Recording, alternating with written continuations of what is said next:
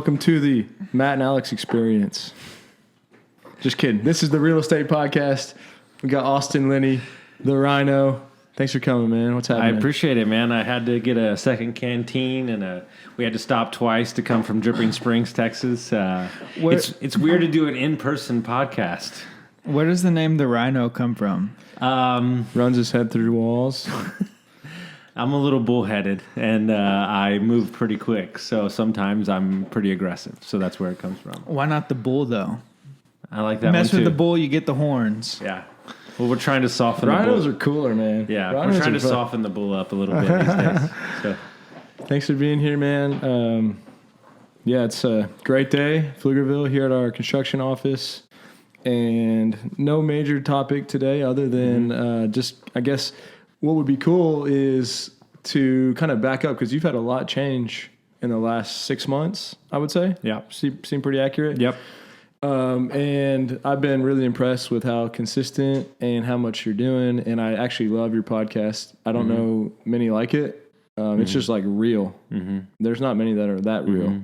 Even like we love Joe Rogan's, but yours is like fucking out there, just as much, if not maybe more. Yeah. Right. So, if you don't mind, maybe you could walk us through like what's happened in the last 6 months, like what's been going on with your life. Well, what's interesting is I interviewed with this dude. You got to meet this guy, Matt. You're going to love him. He's a former WWE wrestler. His name is Barry Gifts. He's a multifamily investor out of Vegas. Okay. He's got a podcast from wrestling to real estate. And I told him my story. We've never met. And 30 minutes in, he was like, bro. He's like, people like tell their story, but he's like, you just lay it out there. He goes, there's no agenda. He's like, you're so open about it. So back in March when COVID hit, I was working private equity, lending money to investors. You got us money on a deal we did. Yeah, we lent money on a multifamily deal. Two deals, actually. And what happened was, actually I had lunch with Romney the other day. What happened is that the company got a lot of their funding from secondary markets, Blackstone, other markets. Well, those markets dried up. So rates got spiked and money was harder to come by. So they came to us and they said, do you want to go straight to commission? And these are the rates. And I said, no, I'm not going straight to commission and I don't want to sell these rates. Were you getting... I was getting salary. And commission? And commission. And so I was already had... And real quick, you hadn't been there that long and you started getting some traction, which was quick. You were getting traction quick. I did. I think I did... maybe like $1.5, $1.8 million worth of deals off of like 3 deals, give or take. I didn't even remember those deals. Yeah. I mean, those take people a year or 2 years to do that. And I'll be honest with you, I was getting a lot of pushback from a lot of the bosses because I didn't want to go chase the $100,000 deals because I just didn't see the value in beating my head up against the wall. I was trying to take down the big dogs, like the bigger deals. That's just the way I operate. But for me, I was already planning to leave in December for my birthday. I was already had that in my mind. I didn't know what I was going to do because we do have the Airbnb business. But I found it as a great opportunity to pivot because what happened was late February I sold one of my properties. So we cashed out a nice... San Antonio. San Antonio. We cashed out a nice 200% return in 2 years on that. So I had some cash and I found it as an opportunity. Well, as I was pivoting, about 3 weeks after I got laid off or decided to leave, I separated from my then wife. So got divorced. So a lot of change in a short amount of time. Punched in the mouth a couple times. Yeah. The Rhino. So true story. I literally, because I was at Matt's house, I packed up my car to go to Austin for like 3 days because I was like, I just need to get out of this apartment. From where? San Antonio? From San Antonio. I was like, I need to get out of this apartment and just kind of like clear my head. So did you not live here in Austin? I did not. No. So when we did that podcast with Clyde, you drove here from San Antonio? I drove up. I think I went and worked from the office because the office is on 360. I'm still mad about that podcast. That was fucking epic. Yeah, I still have it in my inbox. So we'll have to listen to it. But we came up here, and a day into being up here, I said, I'm just going to go to California. So I just went to California, and I went. Why California? I had my mentors up there, and I had some friends in Sacramento, and I love Tahoe. So I was like, I'm just gonna go. So I stayed at Matt's house, and I actually left at 12 o'clock at night because I was so excited I couldn't leave. So I drove through the night through West Texas, wound up getting to Phoenix after I got a flat tire, and wound up staying gone for 45 days.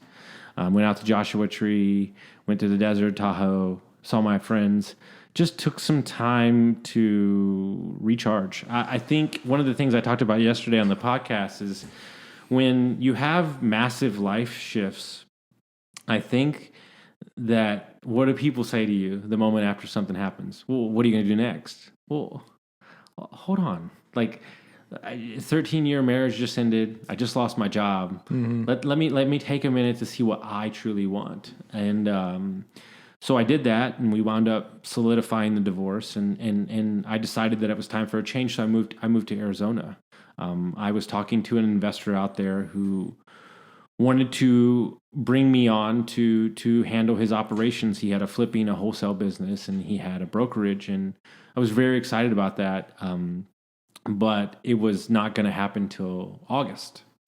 So I asked him, what should I do? And he was like, well, whatever the hell you want to do, go travel. So I just kept traveling back to Austin, around up the East Coast. And it was great. I mean, I had the little cash. And then the day before I was supposed to start the job, which was promised salary, everything. This is in Phoenix, right? In Tempe, or in Arizona. Yeah. So Scottsdale. And so the day before I was supposed to start the job, like that morning, previous night before at 9 o'clock at night, I got a 3-page paragraph text message saying he really apologized, but there was no job for me. There's no need to pick it apart. I've made peace with it. Third punch in the mouth. Yeah, we made peace with it. And at the time, I was pissed. I mean, I was really mad. I'm sitting there and deciding what I'm gonna do, but what's interesting, and I want to make this very clear, and I'm not saying that I should just move on past it, but my expectations of what I thought was gonna happen, me counting my money, this is the salary I'm gonna get, this is how it's gonna go down, was where I truly messed up. I'm glad you said that, because I remember, just being real, you talking about all this stuff, and I'm like, I'm supporting you and want that to happen. In the back of my mind, I'm like, man, this sounds too good to be true. Mm-hmm. And so you're right. Like, it's good to be excited, but you can't make decisions based on what you think can happen all the time, right? 100%. Because you were like, I'm going to do this, and I'm like, fuck yeah, man.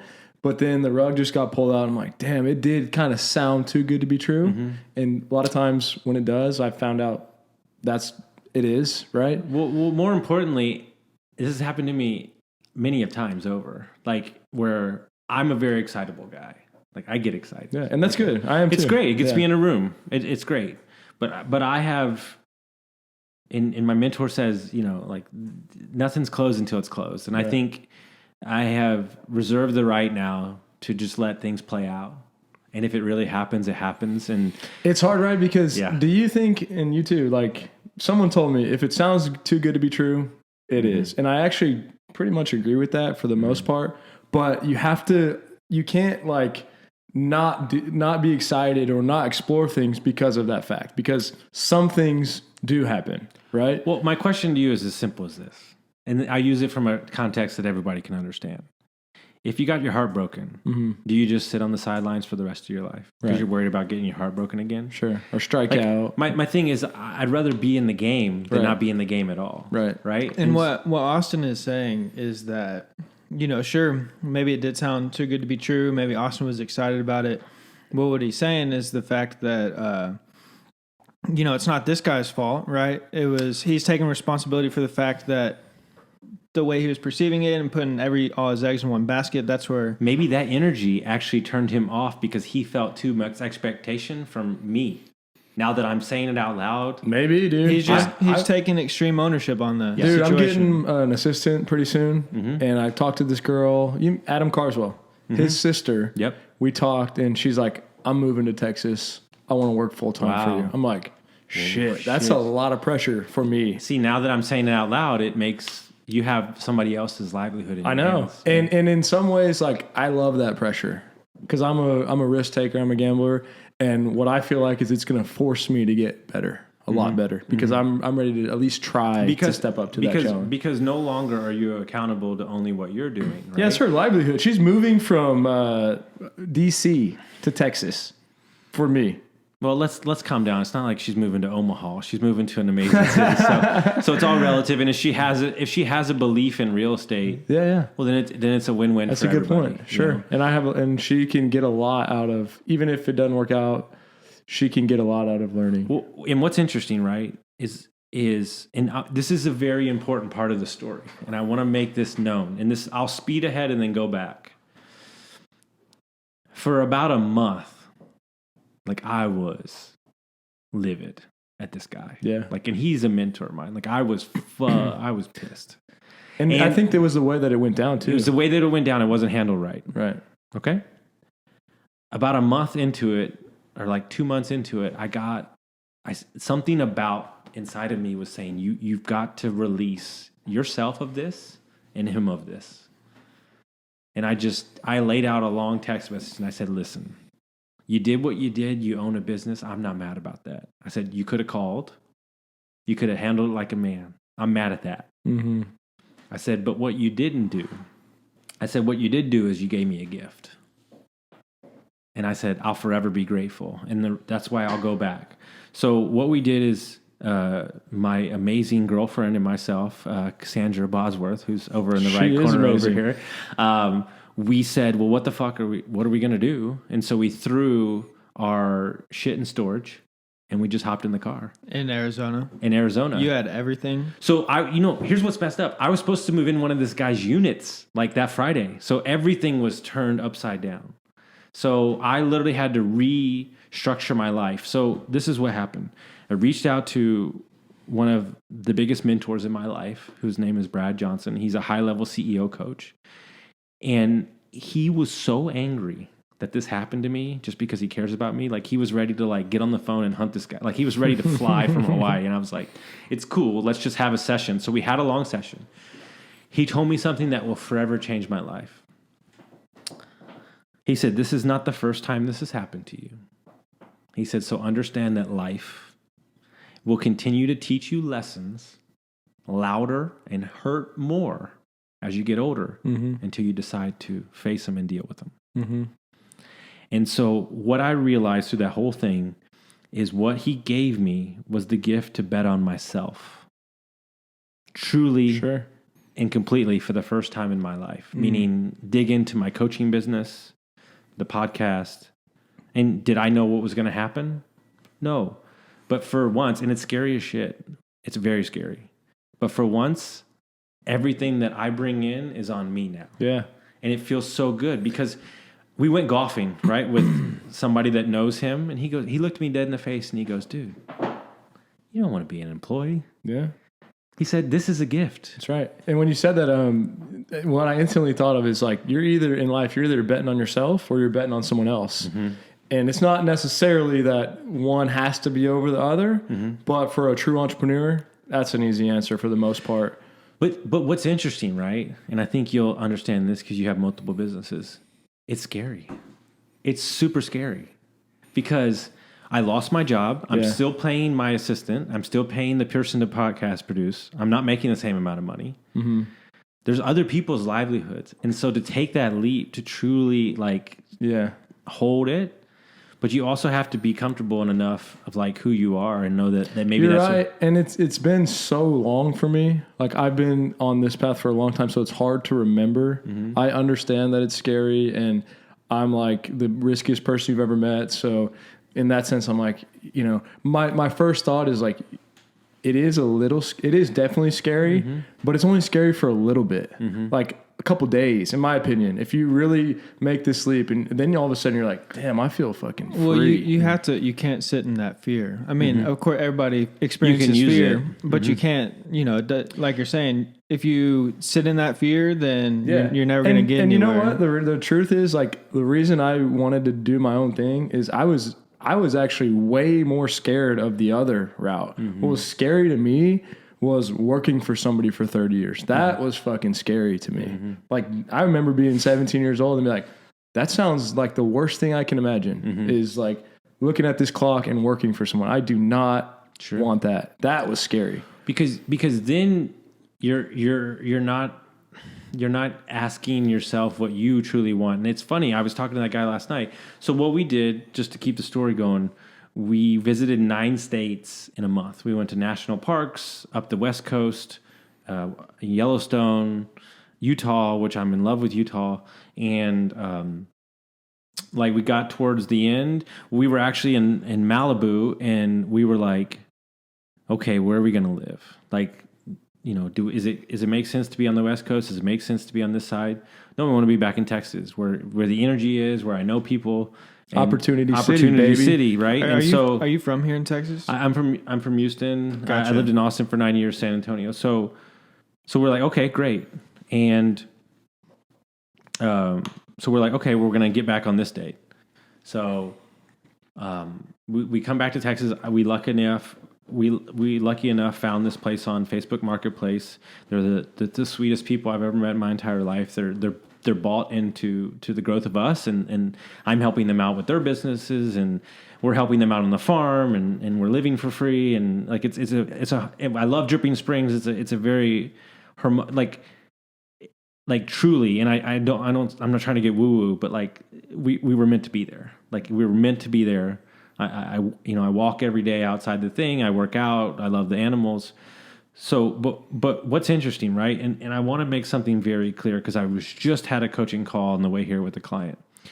We in life, we get good at something, and then we pivot to something else. When we haven't even maximized out this, And as I turn my focus more to my coaching business, right, where it was my focus to go out, help clients and everything, well, holy crap. It took off when I thought it took off in the previous, but I wasn't focused on it. Right. So then you get the income up to a level where it's sustainable. And then you're like, okay, well, where do we go from here? Right. And so there was a 2-3 month period where you're like, really don't know what's going to happen. But what I'll tell everybody, the same thing I tell my coaching clients, if you have good habits every day, and the wind's blowing hard and shit's getting crazy, you default to your good habits.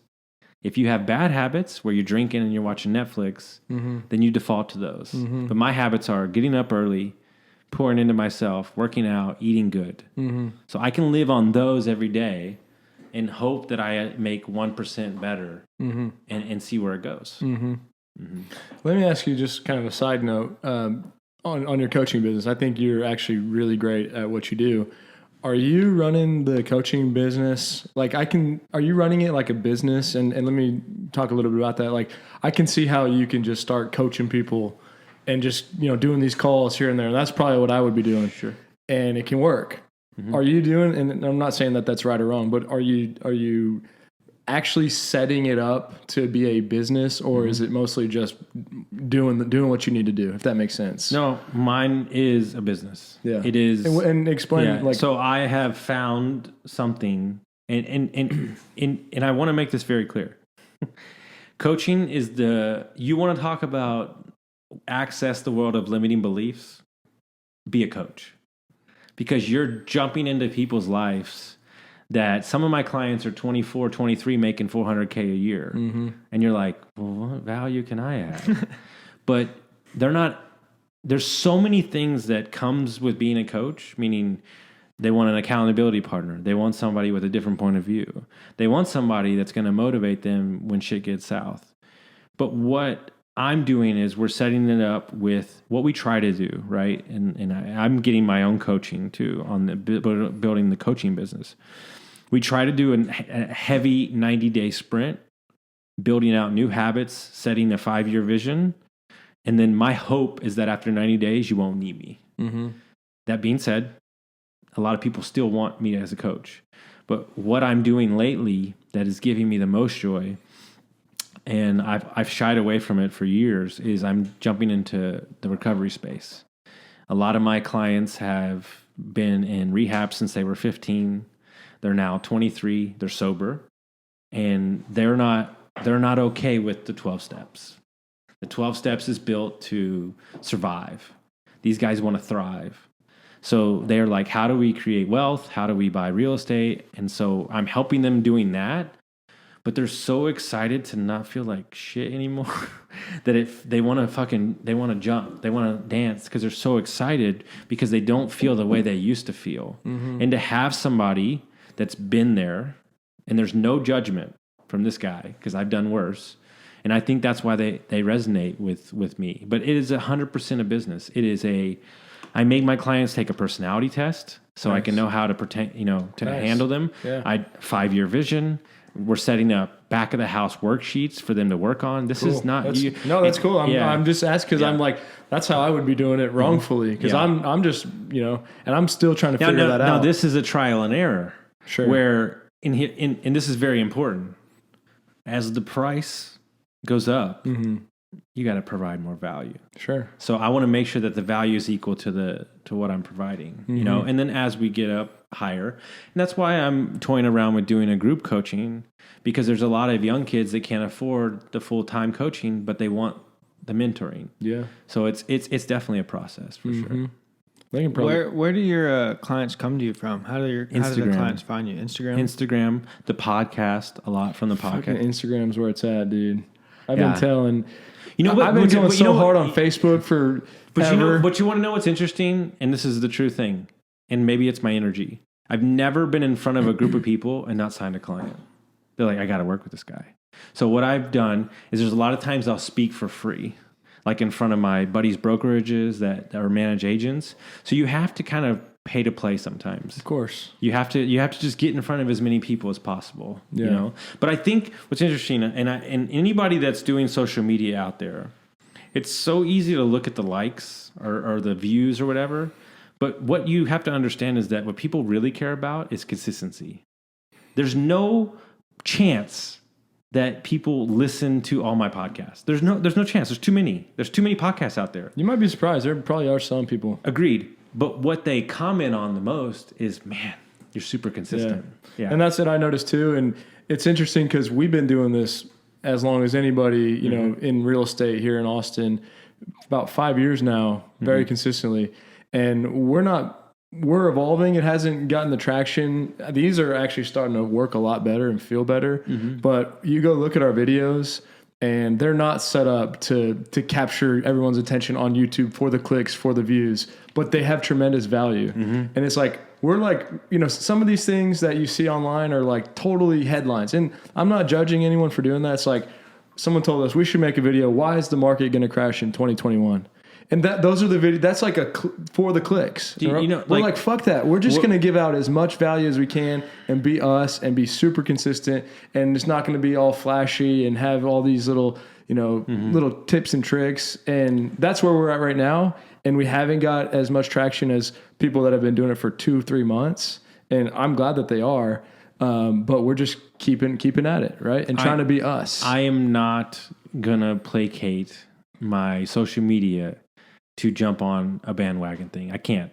That's how I feel too. And I watch these guys who want to talk about the election and they don't give a shit. Right. And I'm like, you're doing it so you can get 1,000 likes. That's what I'm talking about on TikTok, and I could care less. Right. Like, let's talk about stuff that really matters. Like you as a human, I'm not saying you, but I'm saying you who's ever listening to this, you don't want to do the work. You don't want to do the work. There's no video I'm going to put on it that's going to change the way that you view that. You don't want to do the work. And the only way to get to where you need to go is to put in the work. Right. And the reason I've lost, 60 pounds is because I work out every day for 2 years. And trust me, I would love to have an 8-pack and I would love to be the perfect weight, but it doesn't work that way. And so you have to fall in love with feeling good opposed to how you look. A powerful quote I heard this morning, and I think I can remember it, but not looking at my phone. It says, just because you're not seeing the change on the outside, you have no idea how you're changing inside. It's the truth. Right. And well, you usually experience a different change than you initially thought you were going to experience. you know what's Right. interesting? Anybody that's enlightened or been through tough times or recovery, when they see a picture of me before and after of 60 pounds, you know what they say to me? It has nothing to do, man, you look great. They never say that. You know what they say? We see that you've changed from the inside first. It was an inside job. Sure. And then the outers afterwards. Sure. Like, people aren't willing to understand that what it takes is dedication to building a lifestyle around, healthy habits. Because anybody that's been an addict understands that if you take your addiction and you put it towards real estate or making money or being healthy, you can destroy everybody because you have such a focused mindset. But it just needs to be focused on the right things. Right. 100% agree with that, man.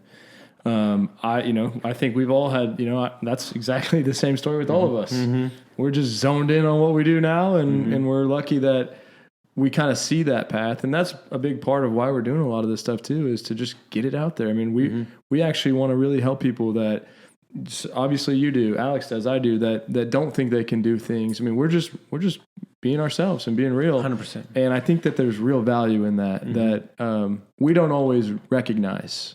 And it might, like, we don't always realize how much this maybe means to people. And maybe it means something to somebody 5-10 years from now. That's what's really cool about this kind of stuff, and one day it gets traction. I guess moving forward, like, you feel like you're in a good spot. You're at a pretty cool property in Dripping Springs. Like, sounds like a great life.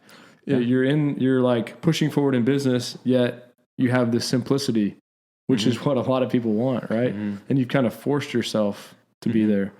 What's the goals moving forward? What are the next steps for you? Yeah, Plans? I mean, the goals aren't small. I mean, that's not the issue. I'm in the process of, a daily struggle for me is creating boundaries in my life, to my life, to my business, because, you're trying to grow something. But typically what we're focused on right now with my business partner in the Airbnb space is like, Are y'all back in Airbnb? yeah, but he's in the military, and we don't have the faucet turned on, because if I wanted to get properties, I could. But I think what's super important, and this is, I want to make sure that everybody understands this, is that we're making sure that we're getting into business and doing deals that fit the lifestyle that we want to build, not just taking business to take business. And what I mean by that is I don't schedule anything on Fridays. It's just, I don't want to. Doesn't mean I don't work. It doesn't mean I don't play golf. It doesn't mean I don't have meetings. I just want to leave the day open for whatever happens. So I handle a lot of my stuff Monday through Thursday. The second thing is that we no longer want to focus on 3-bedroom Airbnbs. It's just not our thing. Some people do. Great. Have at it.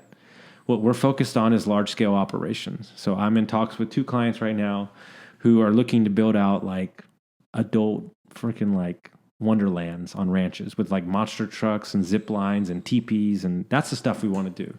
Like, that stuff excites me. And so the goal for me, honestly, I don't know where it's come from all of a sudden, but it's like this huge need to speak on stage. And I know maybe not right now is not the best time. Maybe it's a virtual stage. I don't really care, but I want to share my message because I think I have something to say. So for me, right now it's about growing the coaching business, doing the Airbnb, and then obtaining properties. I'm definitely interested in new construction, but I would like the lumber prices to get a little more reasonable.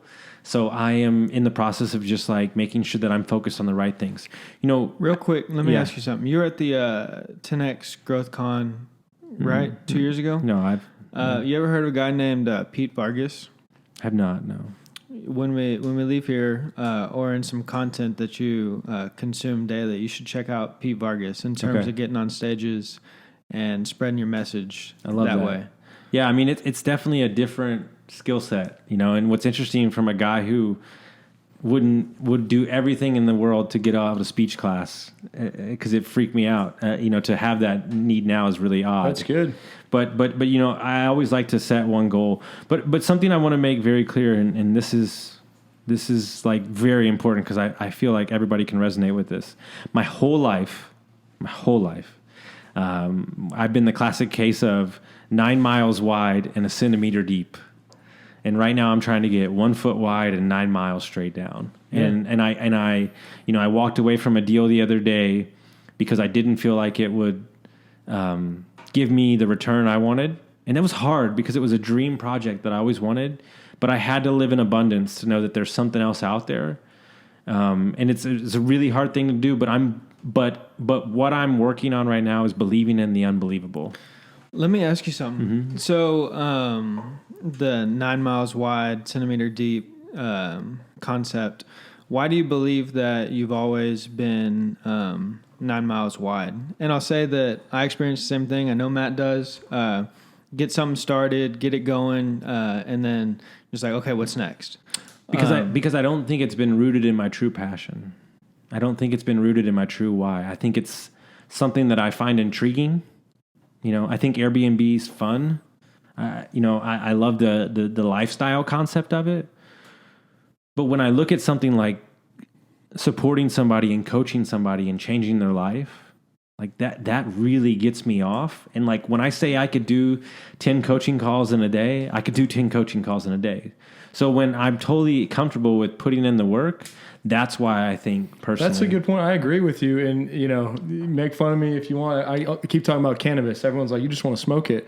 But my thing is like, I agree. Like I've diversified by being wide and I'm trying to figure out cannabis. And if I could, I can see how I'd just be zoned because I would be very passionate about that.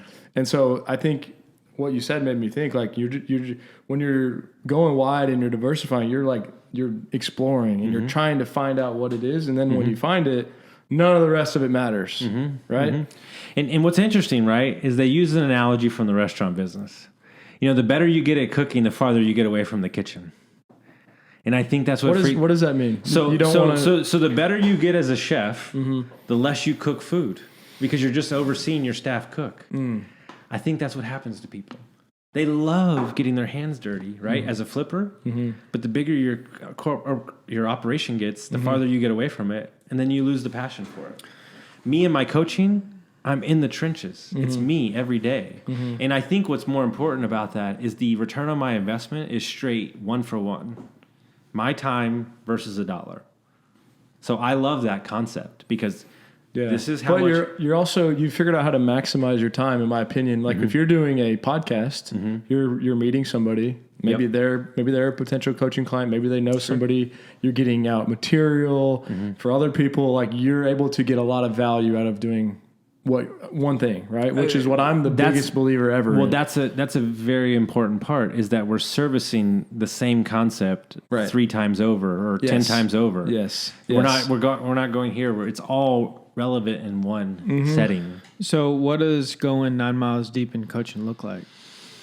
Becoming the best coach I can, and make sure that my clients, something that keeps coming back up in my life is that we have a tendency to, and I am the number one guiltiest person of this, is looking beyond what's in front of us. And what I mean by that is I want to focus on the person that's here right now and their story and be bought into what they're doing. I'm bought into this right now. And I get so distracted that, but also it's very interesting because as you dive deeper into subjects, you also get more polished, right? And part of my secret sauce is I don't want to get too polished because if I get too polished, then you know where I'm coming from. I'm trying to give you a little bit of bartender, a little drug addict, a little, I'm trying to be a little off the streets, so I'm not the guy in the Carnigan. So I think for me, if it makes sense for the business and I can support my assistant and my business partner in the Airbnb, then we pull the trigger. Like I'm happy to pull the trigger on a deal. It's just not my focus right now. Yeah. And it's not, and what I've found that I'm really good at it is being the middle guy. But this is something very important. And when I wasn't the middle guy before, I used to not ask for something. Now I ask.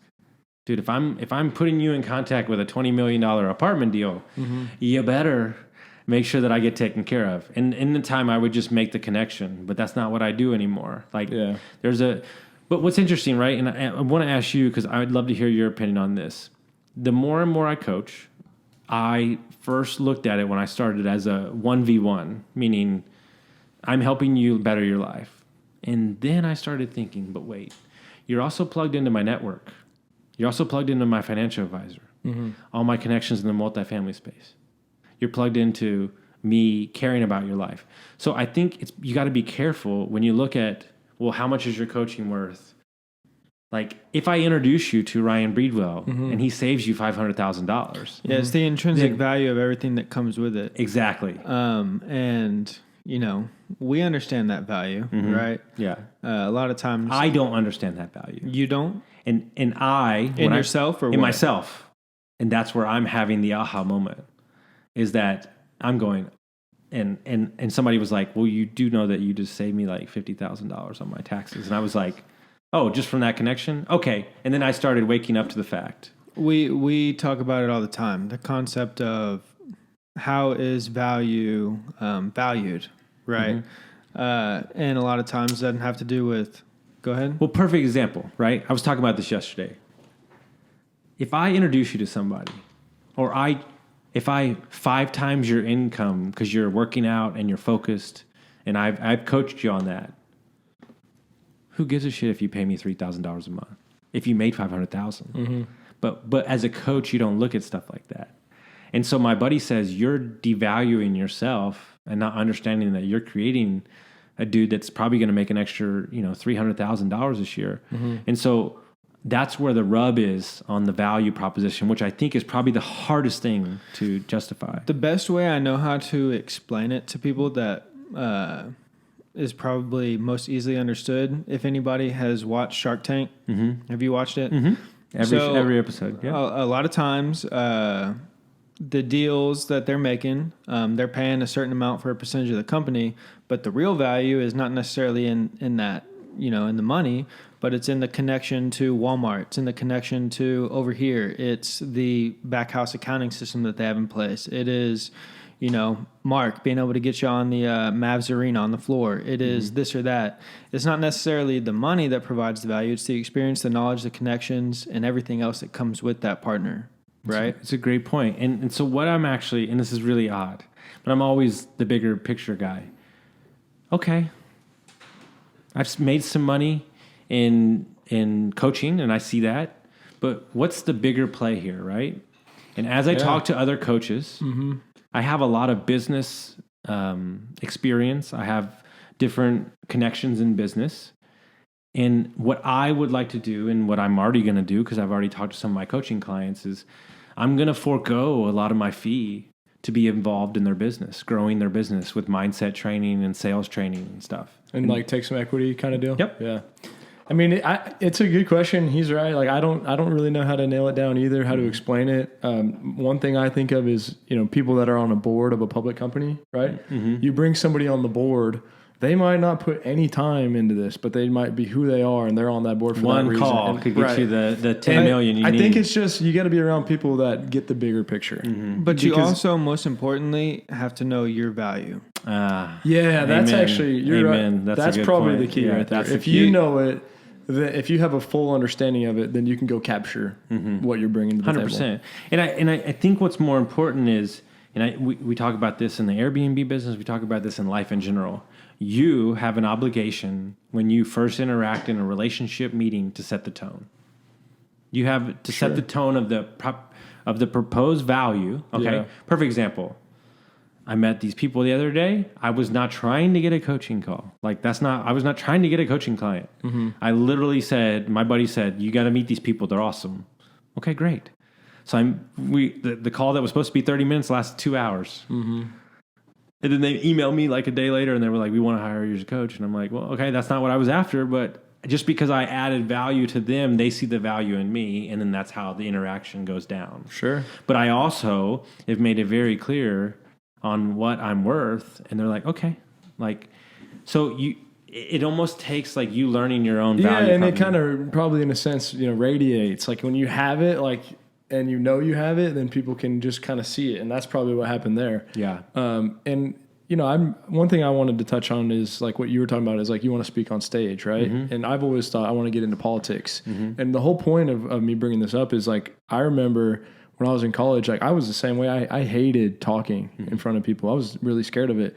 And what I did was I joined Toastmasters. And it was like for me, like I'm just going all in. And I literally remember like walking outside of the room being like, I don't want to go in. I don't want, but I'm the one who volunteered to do this. What is Toastmasters? It's a speech, like they teach you how to give speeches, and there's a whole program of like you can move up. It's the number one. And anybody can do it. And you just go and you give speeches, and people are accepting, and they give you advice. And there's your first speech is about you, your second speech is something persuade, whatever it was. It's a very interesting concept, right? And I think this is the issue. Meaning two things. We talked about this when we had the mastermind 2 weeks ago.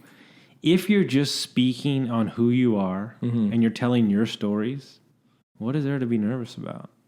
You're just telling. Well, it's always a process. You're not trying to lie. You're not. There's no context. You're just. It's like back to knowing your value and who you are and feeling confident in that. If you're not confident in that, you're scared of what people are going to think and how they're going to perceive you.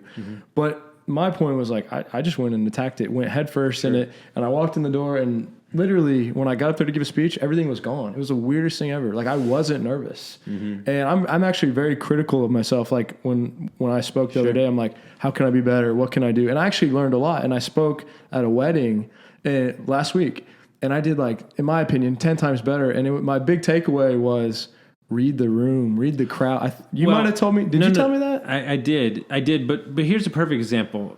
On December 9th, I started the podcast on April 6th.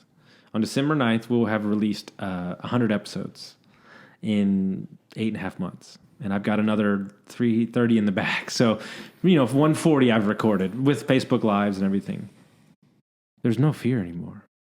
I don't even know. Like, are we on a podcast right now? I don't even know what's going on. Well, it's just like anything in life. But from day one to here, it's like you just have to do it over and over again. You do. I feel like that's literally with every single thing in life. Is like, I talk to people like, I hate cold calling. I'm like, just go. Everyone hates cold calling when you're first getting started. Like, just go do it, and then you'll get better at it and you'll love it. Yeah. I can't think of anything in life. You know what's interesting about that? And every young investor that's listening right now, everybody that I've met.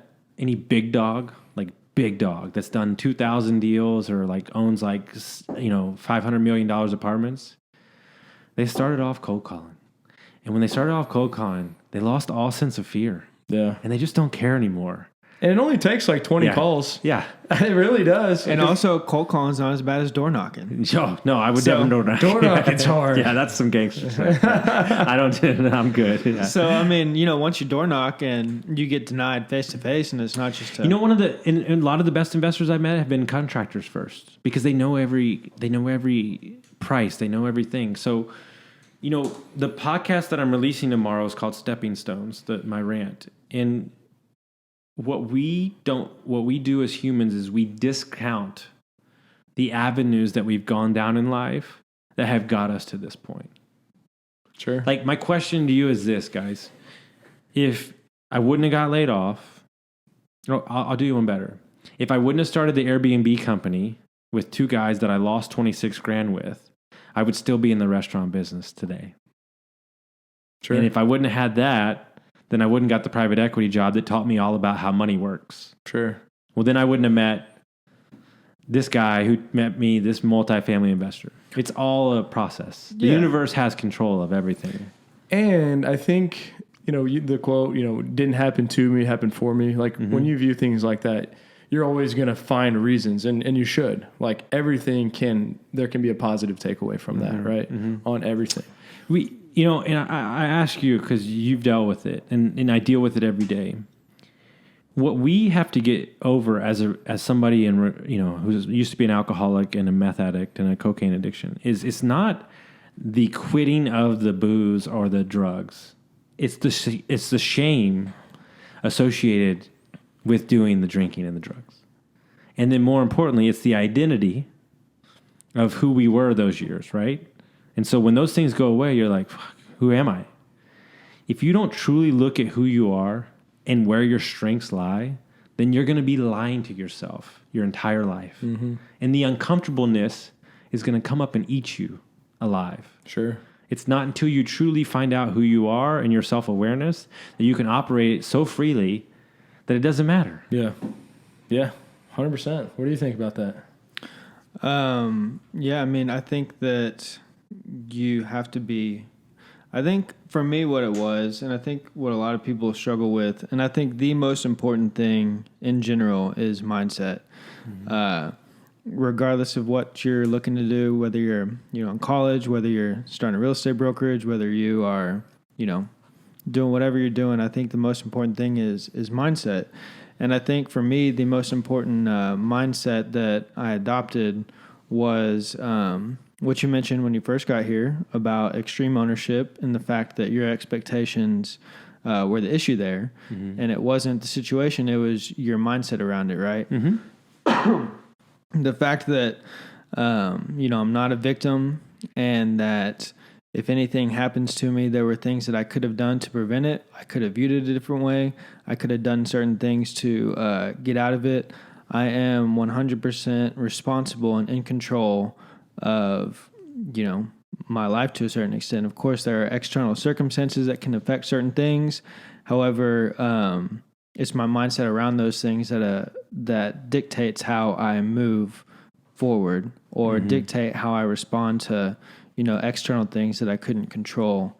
And so I think that is the most important thing is not being a victim, taking ownership, and next is putting in the work like you were talking about.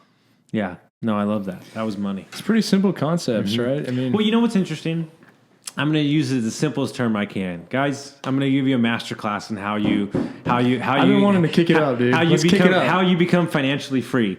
So my assistant, who flies in from Vegas to come to the mastermind, is new to real estate, right? I sat him down after the mastermind. I said, D, tell me what you learned from the 6 guys that killed it. He goes, man, it's pretty fucking simple. He goes, hang in there, guys. This is really hard for you. They have a high earning job where they take the capital and invest it in long-term investments, and then they're financially free. Oh my God. Yeah. So hard. Right. So hard. We make this shit so hard.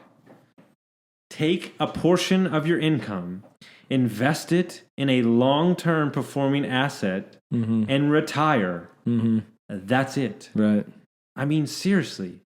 Yeah. But we want to cloud What are it you up. talking about? The fact understanding real estate investing. So all I'm saying is, all the guys that spoke have a vehicle, meaning they're a broker, they're a syndicator, they're whatever, where they make money, and they take a portion of that money, and instead of spending it on cars and bullshit, they put it in a long-performing asset, multifamily. No, but this was something you were at where you're saying... It was as a mastermind we had. The one, yeah. But like everybody talked, right? And that's what everybody took that's away. what it boiled down to, is what you're saying. Right. I mean, it's like wholesaling, flipping, Airbnbs, whatever you want to call it. Just take the money, don't use all of it, don't live on it, and put it in a long-term investment. You see the double Priuses we got out there. Yes. You know that what I'm Prius saying? was actually more expensive than I wanted to spend. There you go. But we make it so complicated because, look, and I'll use you as an example. Sure. There's no chance that you don't know what you should do every day. Meaning, maybe you shouldn't have had the 6 old fashions the other day, but that's what you wanted. No, it was worth it. No, exactly. But that's what you wanted to do. Right. And you take ownership of that and you move on. But too many times, people will take the 6 old fashions and they'll blame it on somebody else. Yeah. You made the choice. There's a pandemic going on. It's stressful times. Yeah. But what I'm saying is, when you are somewhere, when you elevate yourself somewhere, remember you chose to be there. Sure. When I hated Airbnb, I chose to be the Airbnb guy. And my coach looked at me dead in the face and goes, you wanted this. Yeah. Here you go, buddy. You got it. I got nothing to complain. I mean, we're not pointing to anyone. We're taking all the responsibility 100%. On ourselves. I love this. I asked someone the other day, like, how are you doing? He's like, you know, I'm doing good. And even if I wasn't, nobody would care. So everything's good. I'm like, you're right. Nobody would care. You know, like I don't care. It's just habit asking. you know, he's right. You know what's interesting? The more and more I think about this, how many ridiculous, unnecessary conversations we have. Look, I'm going to let you in on a secret, everybody who lives in fucking Texas. It's fucking hot here. Could we stop talking about how it's hot here? It's just a waste of time. I don't traffic. Even, yeah, I don't like I the don't traffic. I mean, the weather. agree. Like, just go operate. Go do what you got to do. My favorite hashtag or whatever you want to call it, my mantra is nobody cares, work harder. Right. And more importantly, if you want to put a little gas to it, nobody fucking cares, work harder. Right. Nobody cares. And your song story and your bullshit, nobody cares. You know how many people care that I'm, that I was, 60 pounds overweight? Fucking nobody. You're right. Because I got myself there. And why should they? Right. Mm-hmm. I mean, they're not going to lose the weight for you. No, they're not. And everybody is so worried about what other people are going to think, like they're going to pay your bills.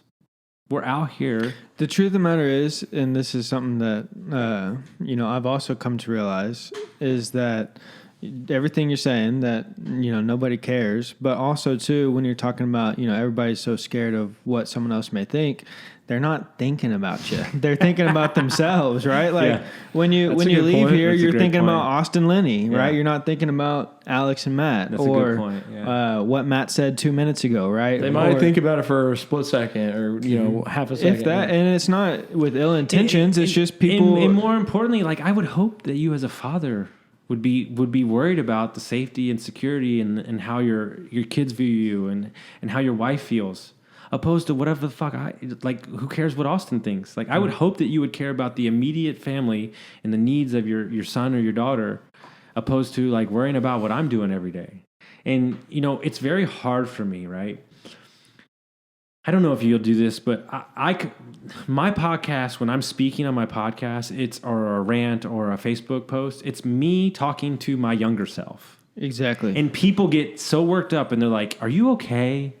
And I'm like, "No, I'm yelling at my 18-year-old self to get his ass in gear because I'm 38 and still trying to get my shit together." I think that internal dialogue too, whether it's about what I'm worried that you're, thinking about me, or it's what my child that, I don't have is thinking about me or whatever. It's really just you, worried about what you think about yourself. Yeah, 100%. Well, you know what's funny? I did this podcast 2 weeks ago, and it's probably got me the most flack. Not the flack, but people have asked if I'm okay. And then I had other killers text me and said they've listened to it 32 times. But it was a phrase that I'm not upset about, but it's like, people give me this soft compliment, like, keep it up. And I'm like, it's the most bullshit fucking answer on the planet. Because you're acting like me getting sober through meth addiction and being alcohol for 20 years. You're telling me that I'm going to fail. Like, that's what you're saying to me. What do like, they say? What do they keep say? it up, man. Maybe. No. And I get it. It's from a place of comfort and love. Maybe they don't know what to say. Sure. But what I'm trying to say, what I'm trying to get across by saying that and giving people the freedom to understand that I'm building a lifestyle around being healthy and working out and caring about real estate and growing. Sure. Not some holiday weekend Right. where I decided to do it for 2 days. This is what I'm trying to get across to people. I hear you. Lifestyle. I get it. Not quick and fix. January 1st and 2nd. Well, it's funny that you say that. I had Andreas on the podcast yesterday. You know what he said? This whole New Year's thing is the dumbest thing on the planet. He goes, if you want to get healthy, get healthy. You don't need a day to choose. Right. Like, and I agree with him. I'm over it. Busiest days in the gym, January 1st and 2nd. Yeah.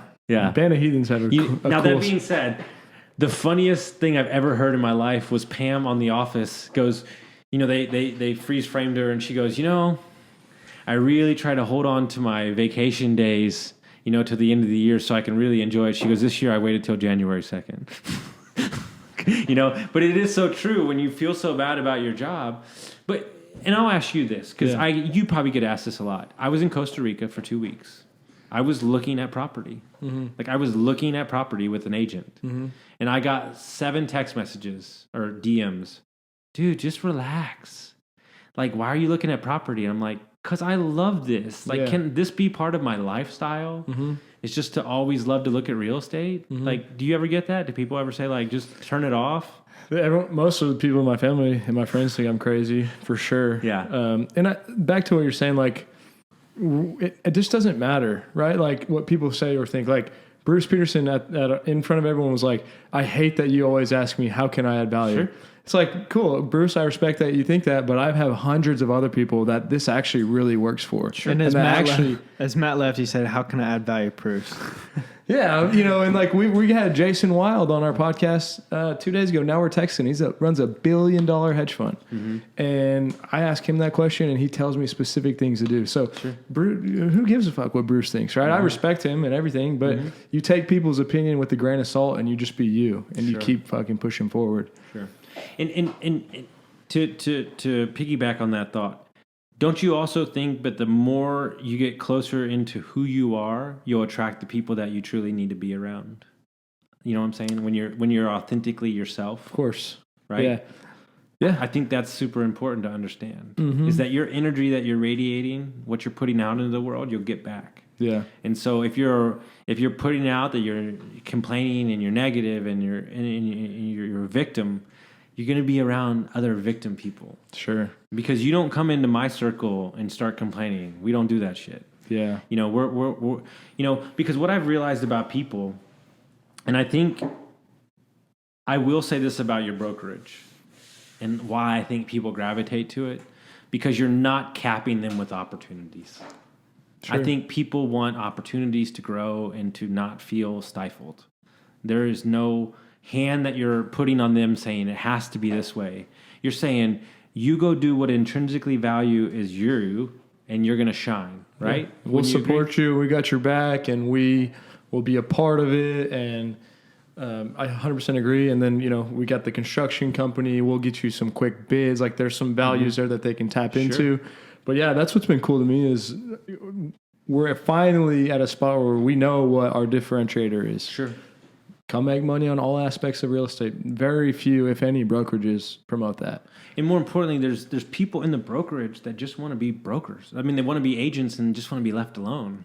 Oh yeah. I think most people do. I mean, that's why I think you get into real estate in a lot of ways. You want to do your own thing. Sure. And I think there's value in that, and tapping into those people are going to lead to them attracting more people. And that's what's actually been really cool is that we didn't intentionally do this, but most of the people on our team are very similar in a lot of ways, different in a lot of ways as well. But they have this common belief that we do. Like they're cool people. They're entrepreneurs. They have no judgment. They want to help. They believe in adding value. Everyone shares. There's no secrets. Everyone tells all the tips. And if they did, we wouldn't want them on the team. Sure. And so it literally is just like exactly what you're saying. It's people. There's a lot of people that see us and know what we're doing that haven't joined yet, but they're slowly joining. Sure. All the time. We had a girl last night. We had another girl that's like going to be teaming up with Doreen. They're like, they were both nurses, black, females, entrepreneurs, and they're like going to get after it together. Like I'm super excited about that. And that was just brought on from her just being in the peripheral, seeing what we had going on. And so that's kind of the thing is like, it's hard to understand what this and what we're doing fully brings in. Like understanding your value. I have a term for it, and I say it all the time. Lead from the front. Just lead from the front, right? By example. Yeah. You don't need to pepper people with what they need to be doing. You just need to go be the best version of yourself, and everybody else will figure it out. Right. Totally agree. And I'm sure that's what you're doing on the coaching side, right? It's not like you're preaching. Let me ask you a question. This is very truthful, and I think about this all the time. If I woke up at 8 o'clock every day and I didn't work out and I ate like shit, how many coaching clients do you think I'd have? No. Right. I got to be the first one up. Right. They got to see it on Instagram. Oh, shit. My coach is putting in the work. He's doing 75 hard now. Look at this motherfucker. He's crazy. They got to see it. If they don't, then they don't see the value in it. Of course. So I don't have an option. Like, as my coach said, you can't melt down in public anymore, playa. Like you're the coach, you know. He's like, you can melt down to your coaches, but you can't. But you can't. And so I take that responsibility on, and I'm happy for it. Yeah, it's part of the job, right? Mm-hmm. You got to live it as well. 100%. Alex, I think you should do 75 hard. You probably already do. Have you heard of it? Are you talking about like burpees or what? No, it's Tell- Andy Frisella created this thing when he was overweight. I should do it too, by the way. But I feel like You would. There's no chance you would do it. So don't even try. All right. You would fail like 2 days in. Now it's gonna happen. Yeah. There's no way. Hey, you could do it. You could do. You could do. If you ever tell me something like that, You could do a 75-2 like 2 days. Yeah. While I'm we're about to here, do 150, dude. let's hold Matt accountable to. So it's super. It's not easy, but it's just consistent. All right. So 2 workouts a day.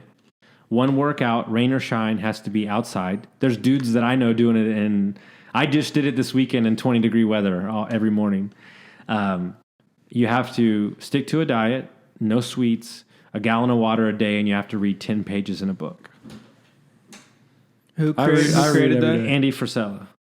He's a owner of First Form. They're a $600 million company. He's lost 200 pounds. First form. Yeah, First Form. He's a big motivational speaker with Ed Milet. And all Thanks that for stuff. the motivation, man. Yeah, we'll see. Okay. There's no chance. Because there's no chance. Dude, I love it. I really appreciate you doing that. Here's the deal, man. Then you need to come up with a crazy bet, and I'll do whatever you want. Like, if I accomplish it, yeah, like Let's do it right now. Like What's the perform in a bet? Shakira outfit or whatever. Like whatever you want. right there. Hips don't lie. Okay. Are you in this? Full costume. You in this? Yes. How do I prove it to you? No, you have Put it to on your story. Yeah, you have to post it on your story every day. Game on, baby. Yeah, there's templates, and you have to fill. Every What if I single- go? every single day. What if I go 365 hard? Dude, you're gonna What's- feel like an animal. What's the time frame? 75 days straight. Oh yeah. Yeah. Thank you. You know I'm in. Let's go, baby. We had a challenge 2 months didn't ago. have- we didn't have You can't drink either on it. We're on another. Can't drink. I quit. Yeah, that's what. We were Just on kidding. another podcast, and Matt said the same thing. And he went to the gym the next day, and I've never seen Matt at the gym since. I don't want to hear it, Alex. Who didn't show up that day? I show up. I just follow my routine. I was there right after. Yeah. I don't even know if Matt was there. I think I sent you a picture. he somehow left his credit cards there. I don't know if Yeah. he dropped them off and came back. I love it. The reality is, and you'll see, I'll prove it over time, but like, and I know that it should be, I know that it's important. It just hasn't been. I'm gonna ask you. Workouts- You know what? You want to get real? I'm gonna Yeah. ask you a question. Go ahead. While we're recording. Let's get it. I love you. I love you a lot. Like, at what point are you going to be, and I don't even know if this is the right word, but are you going to be content with cultivating the businesses that you do have instead of adding multiple new businesses? And I don't mean that from a place of negativity. Yeah. I'm just merely asking a I'm- question I'm from an al- entrepreneurship. No, I mean, standpoint. I'm always going to be looking, right? Of course. But I guess never really. I mean, we're cultivating. We've set it up like And here's the thing why I say that. If you're 100% comfortable and that's who you are, Yeah. then I'm 100% behind you, sure. right? But you have to understand how it looks from an outside point of view. Sure. And it doesn't matter. I think about it all the time, and I actually don't care because Yeah. people are always going to think you're crazy, but people don't realize what is the ultimate goal here? Seriously. Yeah, I'm asking. What is the ultimate goal? United States Senate. Okay. All right. I'm serious. I 100% believe you. Why Senate? Just curious. I love history. I love this country. You do understand that you probably need to get in politics within the next 2 years. Probably. Yeah, I was at leadership. Leadership Round Rock yesterday. Why would you want to put that scrutiny on your life? I'm just asking because my biggest issue with politics, and this is the only time I'll talk about politics, is that enough good people aren't in politics, Right. because they don't want the scrutiny. Well, that's Because Yeah. Cassie just told me that Matthew McConaughey is talking about running from governor. He would be governor in 5.2 seconds. he should. He would literally be governor in 5.2 seconds. He should. And she's like, why would he want to do that to his life? And I'm like, I mean, he wouldn't really do much. I mean, I guess the people underneath him. But what I'm saying to you is like, why would you, like, has it just always been a dream of yours? Yeah, something about it. I felt led to it. Because people always call me the mayor. They always think I'm going to be a mayor when I retire. Yeah. And I could see it of like a small town. Yeah. But like, Mayor Rhino. I'll be honest with you. I don't know why it's coming up right now, but I would be a mayor of a very poverty-stricken city. I'm dead serious. Yeah, it'd be cool. You know my big dream? I've never shared it with I've shared it with one other person. My dream is to be a billionaire for one reason alone. I want to take a town from pure poverty and make it successful. Sure. Soup to nuts. Yeah, that'd be great. Like put in a barbecue place, brewery, soup to nuts. Fix the real estate up. I'm dead serious. It's I know. It was just funny that soup to nuts. He's like barbecue place, brewery. No, that's how you get it started. That's how you get started. Gotta make it cool. Because you know what my true passion is. I think I'll probably do a spin-off podcast eventually because I get intrigued by this stuff. Does anybody understand the amount of energy and burden it takes to break generational poverty? I'm serious. No, I don't. Talking to African American, Hispanic community people on my podcast. Mm-hmm. When your entire grandfather, mother, them before them were poor. I mean, poor. Sure. And as my buddy would say from Houston, every now and then it takes a stunner to come along in the family and show them everything it's possible. Right. And there's so much burden, and it's not even for them. It's for the 5 people behind them. Mm-hmm. That intrigues me. That sort of stuff. I love it. We've got examples all day. Mm-hmm. Diego, Doreen. Yeah, exactly. I mean, it's all over. And those, they're not even doing it for themselves. Right. They're doing it for somebody else. Yeah. I talked to 2 brothers yesterday, both in the military, both doing investing. God, these guys are amazing human beings. They are trying to create a bank for Hispanic people because they think they get, whatever you want to call it. But they want to help them figure out real estate investing.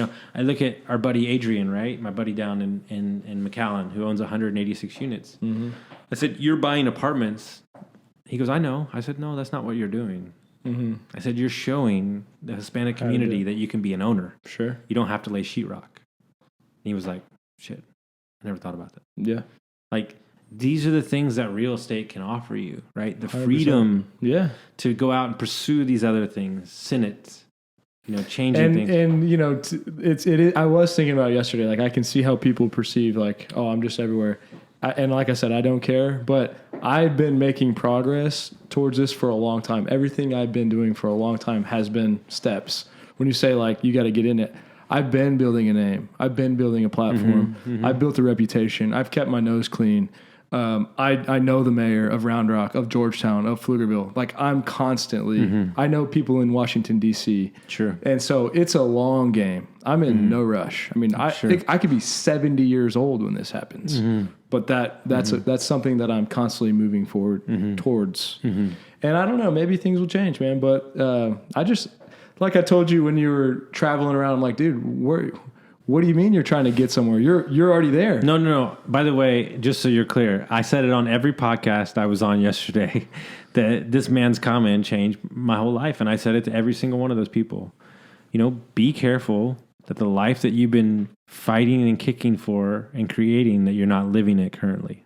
Yeah. That statement you said changed my life. I was like, dude, what are you talking about? Like you're traveling the world, talking to people, having fun. You're already doing it. Yeah. You're living the way you want to. Yeah, it set me free. It really did, that one statement. And that's the power of conversation.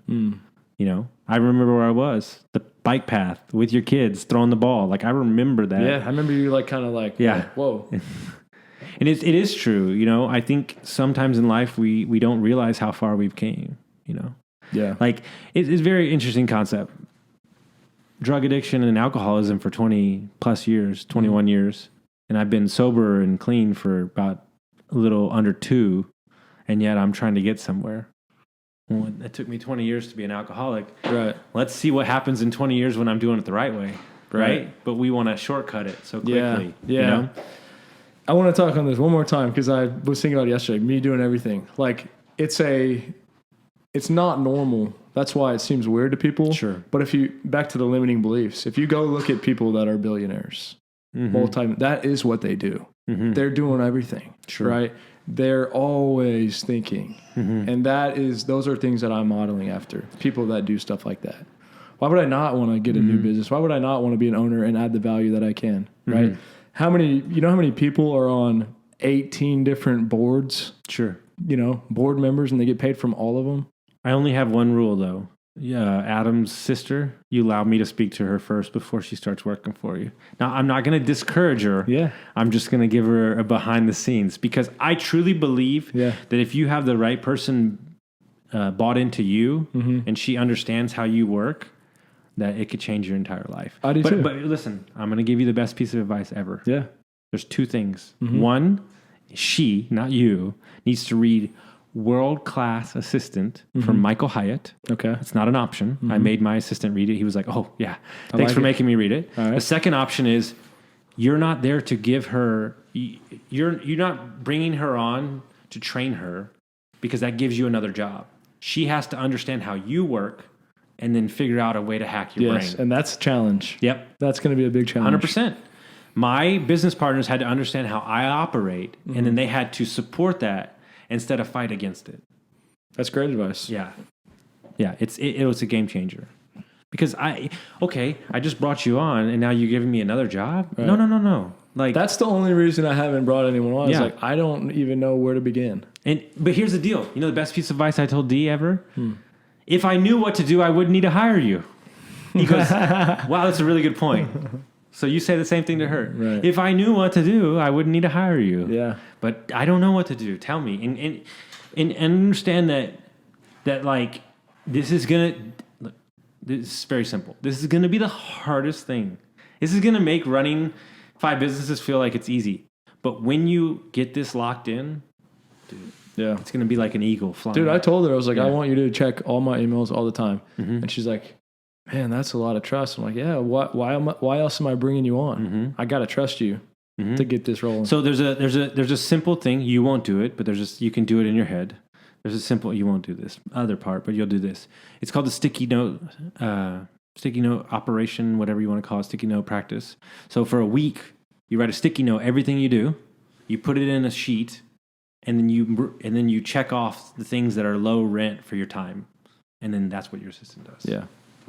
So, I mean, it's like, can she go drop off keys for a unit? Can she go, like, get her comfortable enough where, like, she could, like, take a client on, like, I don't know, like, whatever. Sure. Like, but Coffee like, meeting. Coffee meeting. No, not so much that, but, like, it's a simple thing. It's like, I look at it as the same context of the people we're living with. They've got this exploding business. They feel uncomfortable. Oh, you know what? This is the better advice I can give you too. When you ask for the help, you have to like let the help. Like that's what I think people have a problem with. Well, I hired an assistant, but I feel really uncomfortable.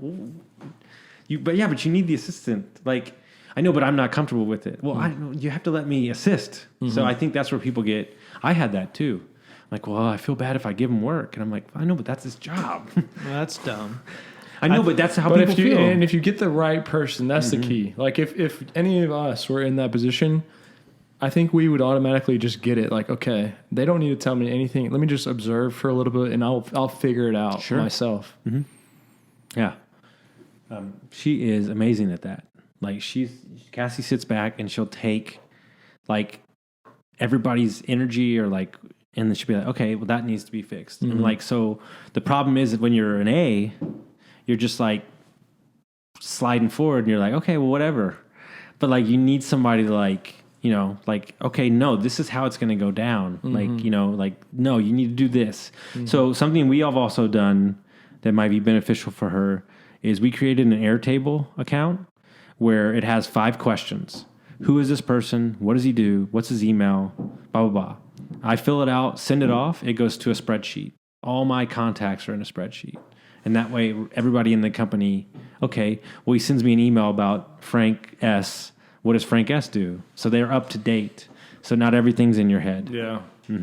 So I wish I would have done that a long time ago. I'd have a massive database. exactly. Yeah. Well, I'm sure we've gone way too long. Well, that's what it's about, man. This is the Matt and Alex experience. We're trying to, be different. And I think this is our second go at a podcast. It used to be Andrew and I. And it's so different. Like it's really just becoming what it is and what we're like thinking in our head. It's open conversation. It could go anywhere. Sometimes we're drinking beers on here, and it's fun. Well, I told Matt yesterday that I'd rather be myself and nobody like it, and we decide not to do it, than to be somebody else and people do like it. You know what the problem with adults are? Nobody has fun anymore. Nobody. It drives me fucking crazy. We have stripped the fun out of life because we need to learn everything about everything. We need to know. Well, I know, but you know what's funny? I'm going to give it in a context that really chaps my fucking ass. And I'm going to get pissed off for a second. I'll go for 45 minutes on a high-level Airbnb talk. And the first question out the gate is, how do you create an LLC and what are the taxes? Right. What the fuck what are you talking about? What are you talking about? Call Alex. He'll create the LLC. No, but what I'm saying is like, you know what would be great? The question that you need to ask, man, I make so much damn money. I need to know how to fix my taxes. You're worried about the wrong thing. Yeah. Go out and do. Get into action. That happened to me. I don't know if I told you, but we got a big time guy to come on and talk to our team. And the first question after, did I tell you that? Yeah, you told me. Yeah. It pissed me off. I was really mad about this. He was mad. He's like, "How?" He's still mad. Like 2 days later, you talked to me like 2 days later. I built this relationship. I get this guy on, and someone's like, "How do I get your phone number?" I'm like, golly, that's your first question? Will you invest in? Yeah. Can I get a loan? Big picture, man. Nobody wants to do the work anymore. Everything's available on YouTube. Anybody could have talked. Yeah, I don't even want to go off on this again, but anyone could have talked to him outside of our podcast, but they never even considered it until I'll do it again. Everybody. It's the third time. I've been on something of Matt's, meaning a podcast. My number's 512-529-7515. I'm here to help anybody. Do you know how many people have reached out to me? 2. Right. Enough, guys. You don't want to do the work. Just be honest. We'll see what happens. If you have someone call him, please. If you have one piece of advice for someone out there who is, whether they make $1 million a year, they're looking to invest in Airbnb, whether it's someone in high school looking to get into real estate or start their own business, someone who's currently going through what you were just going through earlier in this year, looking for a direction to head in. One piece of advice for everybody out there listening to accomplish whatever they're going through right now. One thing though, because we've touched on 4 or 5. No, I got it. You have to determine what your core values are. Not a goal. Goals are for somebody else. Goals to push you forward. If you determine what your core values are, meaning integrity, showing up on time, helping people, those are your default mechanisms no matter what happens in this world. That's my advice. I agree completely. I love that. Let's get after Goals can change. Core values don't. Yep. And always have a goal. I'm a big believer. Always have a goal. Always have a roadmap. Yeah.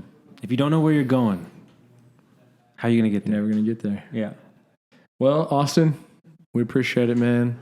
You already told people how to get a hold of you. I'm very pissed off that Alex is dressed better than me, everybody. I want to make that known. So next time I'm coming in a tux and a limo for sure. Yeah. Don't tell him your strategy, dude. I'm still one up you. I'm going to be with Elon in our spaceship.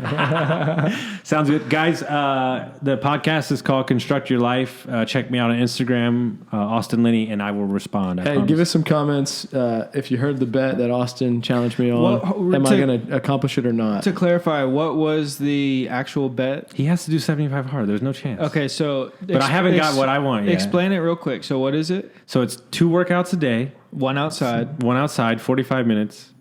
Each. Yeah, no booze. No 1 booze. gallon of water a day. Stick to a diet, no cheat meals. Why no booze?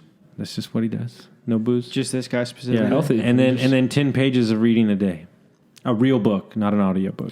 Okay, and so what was the actual bet? I have to dress up as Shakira. You're so screwed, dude. And sing Hip Don't Lie. What about him if he doesn't do it?